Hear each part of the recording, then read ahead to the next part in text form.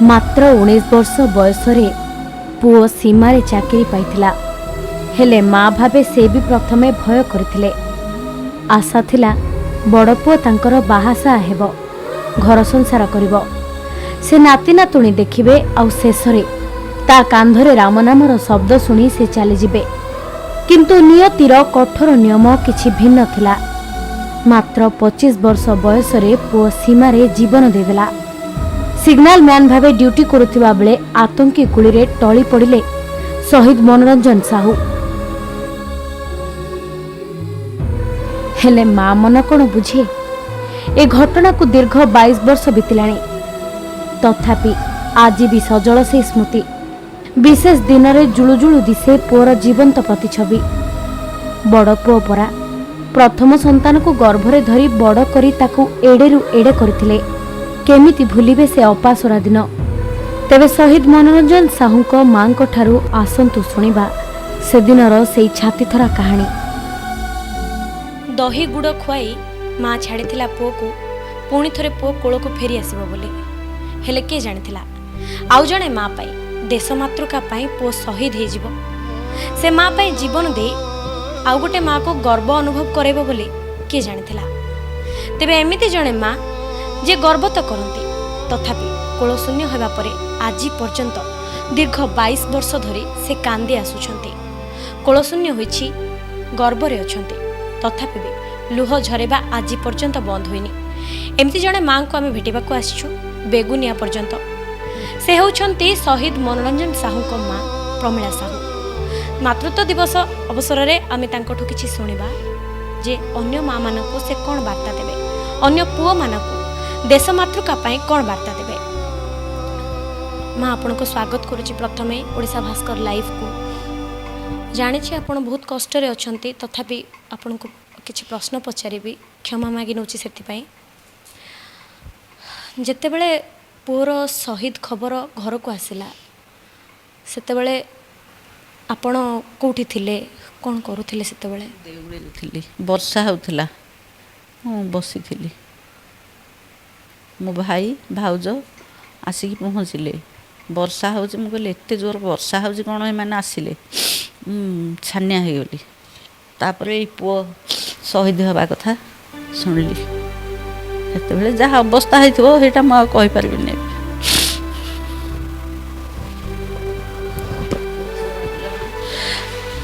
भांगीगली सांगे सांगे।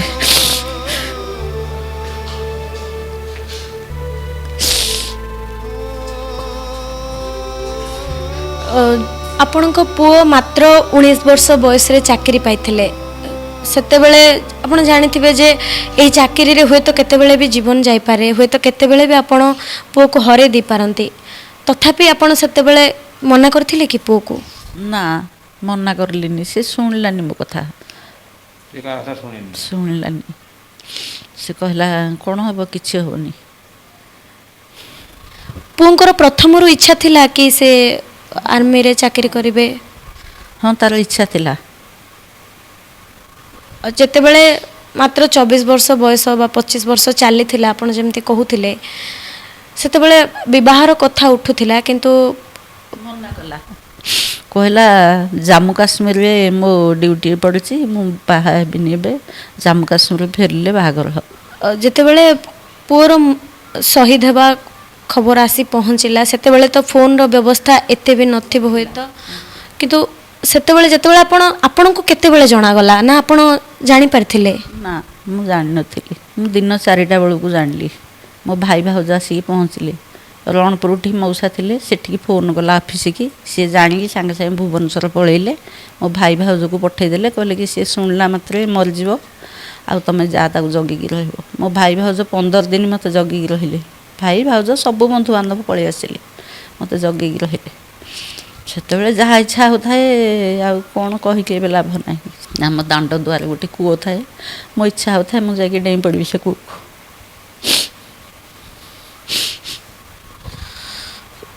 आपणकर बड़ पुओंकर माने बड़ पुओ जेतेबेले शहीद हो गले, तापर दुईटी पुओ मध्य थिले, हुए तो से चाकरी करि पारथांते, से माने से सुजोग भी मिलिथिबो सेमानंकु, किंतु सेमानंकु आपण केबे मना करिसंती कि? ମୁଁ ମନା କଲି, ସେମାନେ ବି ଯାଇଥିଲେ ଲେଉଟିକି ଆସିଲେ। ମଝିଆ ପୁଅ ଯାଇଥିଲା, ସାନ ପୁଅ ଯାଇନଥିଲା। ମଝିଆ ପୁଅ ଯାଇଥିଲା। ଆମ ପୁଅର ସାଙ୍ଗମାନେ ତାକୁ କ'ଣ କହିଲେ, ସେ ଲେଉଟିକି ଆସିଲା। ମନା କଲା, କହିଲା ମୁଁ ଦୋକାନ କରିବି ଆଉ। ବର୍ତ୍ତମାନ ଦେଖାଯାଉଛି ଯେ ଅନେକ ପିଲା ଦେଶ ମାତୃକା ପାଇଁ ଜୀବନ ବଳି ଦେବା ପାଇଁ ଆଗକୁ ଆସୁଛନ୍ତି, ଆର୍ମିରେ ଭର୍ତ୍ତି ହେଉଛନ୍ତି। ତ ସେତେବେଳେ ଆପଣଙ୍କୁ କ'ଣ ଅନୁଭବ ହୁଏ ଯେତେବେଳେ ଦେଖନ୍ତି କେହି ଯାଉଛନ୍ତି ଚାକିରି କରିବାକୁ? ତ ସେତେବେଳେ ଆପଣ କ'ଣ ଭାବନ୍ତି ସେ ପିଲାଙ୍କୁ ଦେଖିକି? ସେତେବେଳେ ମୁଁ କିଛି ଭାବେନି, କିନ୍ତୁ ଫଟୋରେ ଦେଖେ ଶହୀଦ ଯେଉଁ ହେଇଯାଆନ୍ତେ, ସେଇଦିନ ମୁଁ ଖାଇବା ପିଇବା କରେନି। ମୋ ମନ ବେଶୀ ବ୍ୟସ୍ତ ଲାଗେ, ଦେଖିକିରି କାନ୍ଦେ। ଆପଣଙ୍କ ପୁଅର କିଛି ସ୍ୱପ୍ନ ଥିଲା ଯାହାକୁ ସାକାର କରିବାକୁ ପଡ଼ିଛି, ଯାହାକୁ ଆପଣଙ୍କୁ ଆଗକୁ ନେବାକୁ ପଡ଼ିଛି ଜଣେ ମା ଭାବରେ? ସ୍ୱପ୍ନ କ'ଣ ଥିଲା ମୁଁ ସେଇଟା କହିପାରିବିନି। ହଁ, ସେ କହୁଥିଲା, କହିଲା ଆମେ ବେଗୁନିଆରେ ଗୋଟେ ଜାଗା କିଣିବା। ମୋତେ କହିଥିଲା ବାପା ବେଗୁନିଆରେ ଗୋଟେ ଜାଗା ଟେ କିଣିକି ଘରଟେ କରିବ। ସେ ମରିବା ପୂର୍ବରୁ ଏଇଠି ବେଗୁନିଆରେ ଥିଲାବେଳେ ସେ ମୋତେ କହିକି ଯାଇଥିଲା। ତେଣୁ ମୁଁ ଚାକିରି କରିଥିଲି ଏଠି, ତେଣୁ ସେ କହିଥିଲା ଯେ ତୁମେ ବେଗୁନିଆରେ ବାପା ଗୋଟେ ଘର ଜାଗା କିଣିକି ଘରଟେ କରିବ। ମୁଁ ସେ ଘରଟା କଲି ଏଠି ଆଉ। ମୁଁ ବହୁତ ଖୁସି ଥିଲି। ଗୋଟେ ପୁଅ ଚାକିରି କରିଗଲା, ଯାହା ହଉ ଗଭର୍ଣ୍ଣମେଣ୍ଟ ଚାକିରି କରିଛି, ଯାହା ଦେଶର ଦେଶ ପାଇଁ ସେବା କରିବାକୁ ଯାଇଛି। ମୁଁ ବହୁତ ଖୁସି ଥିଲି। ମୁଁ ରଣପୁର ଫାୟାର ଷ୍ଟେସନରେ ସେଠି ଡ୍ୟୁଟି ଉପରେ ଥିଲି। ସେ ଖବର ଆସିଲା ଯେ ତମ ପୁଅ ଶହୀଦ ହେଇଗଲା ବୋଲିକି ମୁଁ ସାଙ୍ଗେ ସାଙ୍ଗେ ଅଫିସରଙ୍କୁ ଛୁଟି ମାଗିକିରି କହିଲେ ତୁମେ ଭୁବନେଶ୍ୱର ଶୀଘ୍ର ଆସିକି ପହଞ୍ଚ ଏତିକିଟା ଟାଇମ୍ରେ। ସେଠୁ ଆମେ ପହଞ୍ଚିଲୁ ଭୁବନେଶ୍ୱର ଏରୋଡ୍ରୋମ୍ ଫିଲ୍ଡରେ। ତାପରେ ମରଶରରେ ଆସିଲା, ସେ ପ୍ଲେନ୍ରେ ଆସିଲା ପରେ ତାକୁ ସେଠି ଗାର୍ଡ଼ ଅନର ଦିଆହେଲା। ଦିଆ ହେଇସାରିଲା ପରେ ଆମେ ଧରିକି ଆସିଲୁ ଆଉ ଗାଁକୁ। ଆଉ ମୋ ସାଙ୍ଗରେ ବି ମୋ ଭାଇ ଥିଲେ, ଆଉ ପିଲାମାନେ କେହି ଯାଇନଥିଲେ। ଆଉ ଟୁଟୁ ଯାଇଥିଲା ନାଇଁ? ହଁ ହଁ, ଆଉ ଯାଇଥିଲା, ତାକୁ ଧରିକି ଆସିଲୁ ଆଉ। ହଁ, ଯାତ୍ରା ଭଳିଆ ସବୁ ଠିଆ ହେଇଥିଲେ। ବେଗୁନିଆରୁ ବହୁତ ଯାଇଥିଲେ, ମାନେ ସାହି ଗାଁ ପାଖାପାଖି ଗାଁ ଲୋକ ସବୁ ଆସିଥିଲେ। ପୁରା ଗାଁ ପୁରା ଫୁଲ୍ ହେଇଥିଲା, ପ୍ରାୟ 5,000 10,000 ଲୋକ ଗାଦରିଂ ହେଇଥିଲେ। ଆଉ ସେ ଲାଷ୍ଟ ଦେଖେଇ ଦେଲେନି ସେଠି ଦୁଆରେ, କି ଦୁଆରକୁ ଆମକୁ ନେଇପାରିଲେନି କୌଣସି ପ୍ରକାର।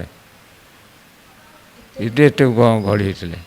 ପୁଲିସ ବାଲା ଫୋର୍ସ ଯାଇଥିଲେ, ହାରାହାରି 15-20 ଖଣ୍ଡେ ଫୋର୍ସ ଯାଇଥିଲେ।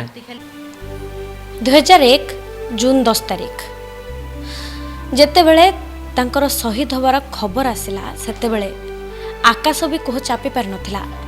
ଆଉ ଏତେ ଜୋରରେ ବର୍ଷା ହେଇଥିଲା ଯେ ଦୀର୍ଘ 4ରୁ 5 ଦିନ ସମୟ ଲାଗିଥିଲା ତାଙ୍କ ମରଶରୀରକୁ ଆସିବା ପାଇଁ, ଗାଁକୁ ଆସି ପହଞ୍ଚିବା ପାଇଁ 4ରୁ 5 ଦିନ ସମୟ ଲାଗିଥିଲା। ଆଉ ସେଇ 4ରୁ 5 ଦିନ ସମୟ ମା କୁହୁଳି ଥିଲେ ପୁଅର ଅନ୍ତତଃ ମରଶରୀରଟାକୁ ଟିକେ ଦେଖିବା ପାଇଁ। ସେ କୁହୁଳି ପଡ଼ିଥିଲେ, ସେ ଅଶାନ୍ତ ହୋଇପଡ଼ିଥିଲେ। କେମିତି ପୁଅକୁ ଟିକେ ଦେଖିବେ, କେମିତି ସତରେ ପୁଅ କ'ଣ ଚାଲିଯାଇଛି ତାହା ସେ ବିଶ୍ୱାସ ବି କରିପାରିନଥିଲେ। ଯେତେବେଳେ 4-5 ଦିନ ପରେ ପୁଅର ମରଶରୀର ଆସିଲା, ସେତେବେଳେ ଆପଣ ଯାଇଥିଲେ ନିଜେ ସେଇ ସ୍ଥାନକୁ, ଗାର୍ଡ଼ ଅଫ୍ ଅନର ଯେଉଁଠି ଦିଆଗଲା? ମୋତେ ନେଇ ଆସିଲି ଘରକୁ। ମୁଁ ଯାଇଥିଲି, ମୋତେ ନେଇ ଆସିଲି ଘରକୁ। ବେଶୀ ଅଧୈର୍ଯ୍ୟ ହେଲି। ତାକୁ ଦେଖେଇ ଦେଲେନି, କାଳେ ଡେଥ୍ ହେଇଯିବ ବୋଲିକି ତାକୁ ଦେଖେଇ ଦେଲେନି। ତାକୁ ବିଡ଼ିକି ଧରିକି ପଳେଇ ଆସିଲେ। ତା ପୁଅକୁ ବି ସେ ଦେଖିପାରିନି। ହେଲେନି ମୋତେ, ଖାଲି ଏମିତି ଟିକେ ଉଣ୍ଡେଇ ଦେଇକି ନେଇ ଆସିଲେ ଟେକିକି। ପରେ ପରେ ଯେତେବେଳେ ପୁଅଙ୍କର ସବୁ ବର୍ଷକୁ ଥରେ ଶହୀଦ ଦିବସ ହେଉଛି, ତ ସେଇ ଶହୀଦ ଦିବସ ମାନଙ୍କରେ ଆପଣ କ'ଣ କରନ୍ତି? ମନ ଦୁଃଖ କରି କାନ୍ଦେ, ଆଉ କ'ଣ ଆଉ କରିବି। ଜାମ୍ମୁ କାଶ୍ମୀର ଆଉ ଶ୍ରୀନଗରରେ ଚାକିରି ନିହାତି କଷ୍ଟଦାୟକ। ଗୋଟେ ମା କେବେ ବି ସ୍ୱପ୍ନରେ ସୁଦ୍ଧା ଭାବିନଥାଏ ଯେ ଜାମ୍ମୁ କାଶ୍ମୀର ଗଲା ପରେ ମୋ ପୁଅ ଫେରିବ କି ନାହିଁ। ସେଇ 2-5 ଭିତରେ ଗୋଟେ ମା ଥାଏ, ଆଉ ସେହି ଅବସ୍ଥା ହୋଇଥିଲା ଏହି ମାଆଙ୍କର ମଧ୍ୟ। ତେବେ ମା ଯେତେବେଳେ ସେ ଯାଇଥିଲେ ଶ୍ରୀନଗର, ଯେତେବେଳେ ଶ୍ରୀନଗରରେ ପୋଷ୍ଟିଂ ହେଲା, ସେତେବେଳେ ଆପଣ କ'ଣ ଭାବୁଥିଲେ ପୁଅକୁ ନେଇକି? କି ନାହିଁ ତୁ ଯାନି, କି ତୁ ଏଠି ରହିଲେ ହୁଏତ ଠିକ୍ ହେବନି, ତୁ ଘରକୁ ଫେରି ଆସ, ଏମିତି କହୁଥିଲେ କେବେ କେବେ? ସିଏ ତ କହିଲା ଡ୍ୟୁଟି ପଡ଼ିଲେ ଯିବାକୁ ପଡ଼ିବ। ଆଉ ଚାକିରି ଜୀବନରେ ଥରେ ଜାମ୍ମୁ କାଶ୍ମୀରରେ ଡ୍ୟୁଟି ପଡ଼ିବ। 5 ବର୍ଷ। ଆଉ ମୋର ଏଇ ଟାଇମ୍ରେ ପଡ଼ିଗଲା, ଭଲ ହେଲା। ଆଉ ବାହାଘର କଥା କହିବାରୁ ମନା କଲା, କହିଲା ଜାମ୍ମୁ କାଶ୍ମୀରରୁ ଫେରିଲେ ବାହାଘର ହେବ। ଯେତେବେଳେ ଶହୀଦ ଖବର ଆସିଲା ତା ପୂର୍ବରୁ ଆପଣ କେବେ ଶେଷ ଥର ପାଇଁ କଥା ହେଇଥିଲେ ତାଙ୍କ ସହିତ? କଥା ହେଇନଥିଲି, ଗାଁରେ ତ ଫୋନ୍ ନଥିଲା, ମୁଁ କଥା ହେଇନଥିଲି। ବେଗୁନିଆରେ ଥିଲାବେଳେ କଥା ହେଇଥିଲି। ଫୋନ୍ଟେ ଆସିଥିଲା, ମରିବାକୁ 5 ଦିନ ଅଛି, ଗୋଟେ ଚିଠିଟେ ଆସିଥିଲା, ଲଫାପା ଚିଠିଟେ ଆସିଥିଲା। ସେ ଚିଠିରେ କ'ଣ ଲେଖା ଥିଲା ପ୍ରକୃତରେ? ସବୁ ଭଲ ଲେଖା ଥିଲା, ଭଲ ଲେଖା ଥିଲା। ସେ ଚିଠି ଅବଶ୍ୟ ଗାଁରେ ଥୁଆ ହେଇଛି। ସେ ଚିଠି କିଏ ପଠାଇଥିଲେ? ପୁଅ ପଠାଇଥିଲେ ନା? ପୁଅ ପଠାଇଥିଲା। କ'ଣ ସବୁ ସେଥିରେ ଲେଖା ଥିଲା ଆପଣଙ୍କ ବିଷୟରେ? ଆପଣଙ୍କ ପାଇଁ କ'ଣ ଲେଖିଥିଲେ ପୁଅ? ସବୁବେଳେ ତ ଲେଖେ, ମୋତେ ସେ ବହୁତ ଭଲ ପାଏ, ଆଉ ବହୁତ ଭଲ ପାଏ ମୋତେ।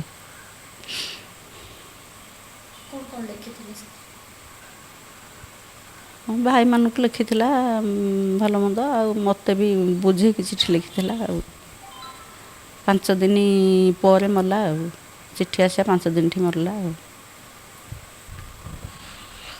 ଆଉ ଶେଷ ଥର ପାଇଁ ତାଙ୍କୁ କେବେ ଭେଟିଥିଲେ? ସେ କେବେ ଆସିଥିଲେ ପୂର୍ବରୁ? ମାର୍ଚ୍ଚ ମାସରେ ମୁଁ ଦେଖିଥିଲି, ମାର୍ଚ୍ଚରେ ଆସିଥିଲା। କେତେ ତାରିଖ ଅବଶ୍ୟ ମୋର ମନେ ନାହିଁ। ସେ ମାମୁଁ ଭାଇ ବାହାଘର ହେଉଥିଲା, ଆସିଥିଲା। ତାପରେ ଜୁନ୍ 10 ତାରିଖରେ ଶହୀଦ ହେଲା। ତ ବର୍ତ୍ତମାନ ଦେଖାଯାଉଛି ଯେ ପିଲାମାନେ ଆଗକୁ ବି ଆସୁଛନ୍ତି, ଯେଉଁମାନେ ଆର୍ମିରେ ଭର୍ତ୍ତି ହେବାକୁ ଚାହୁଁଛନ୍ତି, ସେମାନଙ୍କ ମାଆମାନଙ୍କ ପାଇଁ ଆପଣ କ'ଣ କହିବାକୁ ଚାହିଁବେ ଜଣେ ମା' ଭାବରେ, ଜଣେ ଶହୀଦଙ୍କ ମା' ଭାବରେ? ସମସ୍ତେ ତ ଶହୀଦ ହେବେନି, ମୋ ଭାଗ୍ୟ ଛୋଟ ବୋଲି ମୋ ପୁଅ ଶହୀଦ ହେଲା। ସମସ୍ତେ କାହିଁ ଶହୀଦ ହେବେ ମା'? ନା। ଜଣେ ଶହୀଦଙ୍କ ମା' ଭାବରେ ଗର୍ବ ଅନୁଭବ କରନ୍ତି? କଷ୍ଟ ତ ନିହାତି ଲାଗୁଥିବ, ତା ଭିତରେ ବି ଗର୍ବ ଲାଗେ? ହଁ, ଗର୍ବ ଲାଗେ। ଦେଶ ପାଇଁ ସେ ଶହୀଦ ହେଇଛି, ଗର୍ବ ଲାଗେ। ଗର୍ବ ଲାଗେ, ଦେଶ ପାଇଁ ଶହୀଦ ହେଇଛି ତ, ତେଣୁକରି ଆମେ ସେଇଟା ଗର୍ବ ଅନୁଭବ କରୁଛୁ। ଆଉ ଏଇଟା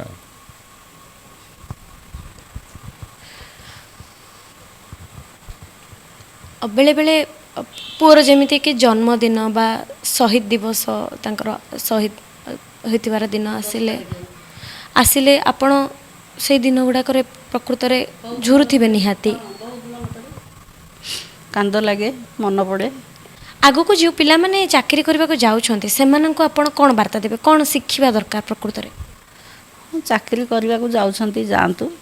ଆଉ ସମସ୍ତଙ୍କ ଭାଗ୍ୟ ସମାନ ନଥାଏ। କ'ଣ ହେଇପାରେ, କ'ଣ ସେମାନେ କ'ଣ କରିବା ଉଚିତ ପ୍ରକୃତରେ କିଛି କହିବେ?